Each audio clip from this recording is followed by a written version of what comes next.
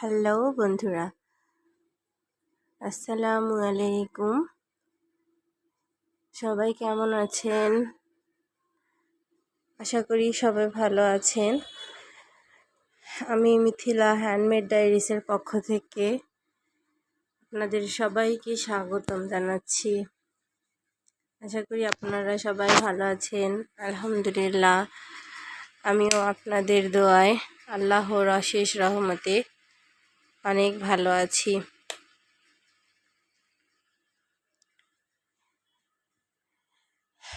আজ আমি আমার এই ছোট্ট তিল তিল করে নিজের হাতে সাজিয়ে তোলা অগোছালো এবং গোছালো সব কিছু মিলিয়েই আমার এই ছোট্ট সংসার, ছোট্ট একটি কুঁড়ে ঘরে যেন বাবুই পাখির বাসা, তাই না? তা এই বাবুই পাখির বাসাটাকে আমরা যদি নিজের হাতে আমার নিজের কিছু জিনিস দিয়ে, নিজের হাতের তৈরি করা কিছু জিনিস দিয়ে যদি সাজিয়ে গুছিয়ে নিতে পারি, তাহলে মনে হবে দারুণ এবং চমৎকার কিছু জিনিস। আপনারা দেখতে পাচ্ছেন এখানে আমার হাতের তৈরি করা শোপিসগুলো অসম্ভব সুন্দর হয়েছে, যা নিজে চোখে না দেখলে বোঝাই যাবে না। এটি একটি ল্যাম্পশেড, অসম্ভব সুন্দর।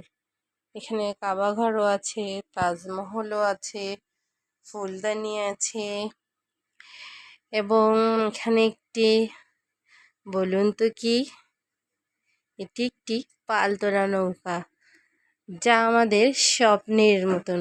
স্বপ্নে যেমন মনে হয় পালতোলা নৌকাতে কোথাও ঘুরতে যাব। ও আরও জিনিস আছে তো, এই যে দেখতে পাচ্ছেন, এটি আমার টিস্যু বক্স। ওয়াও, যেন অসম্ভব সুন্দর।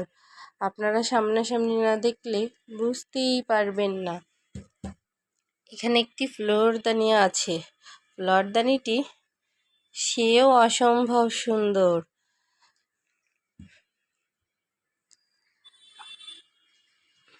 আপনারা না দেখলে বুঝতেই পারবেন না।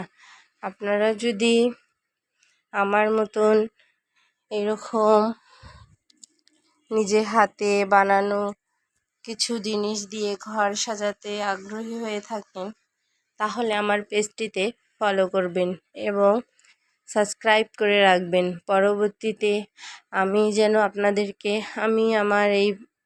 আমার হাতে তৈরি করা যে শোপিসগুলো আছে তা ভিডিও আমার পেজে দিব। যদি আপনারা আমার পেজটিতে ফলো করেন এবং সাবস্ক্রাইব করে রাখেন, তাহলে পরবর্তীতে অনায়াসে আপনাদের কাছে পৌঁছে যাবে আমার এই স্বপ্নের নীড়। আমি নিজের হাতে কিভাবে সাজিয়েছি তা চাইলে আপনারা দেখেও আপনারাও আপনার স্বপ্নের নীড়কে এভাবে সাজিয়ে গুছিয়ে নিতে পারবেন।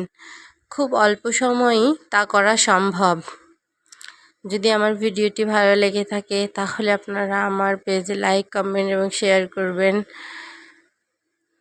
সবাই ভালো থাকবেন বন্ধুরা, আমার জন্য দোয়া করবেন। আমি যেন বেশি বেশি করে আপনাদের জন্য নতুন নতুন কিছু জিনিস বানিয়ে আনতে পারি আপনাদের পছন্দের মতন। আমার জন্য দোয়া করবেন, আমিও আপনাদের জন্য দোয়া করব।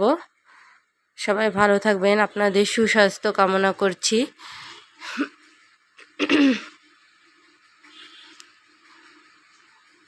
সবাই ভালো থাকবেন। আল্লাহ হাফেজ।